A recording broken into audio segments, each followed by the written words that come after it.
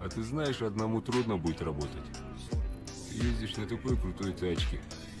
Плохие люди увидят, подумают, что у тебя много денег. Ну и так далее. Понимаешь? А если мы с тобой будем работать, плохие люди ничего не подумают. Понял? Руслан, бауырым, қалайсың? Қалайсың? Қалай жоқ? Что я говорю? Иә, бәрі. Кто это? Кто это? Руслан.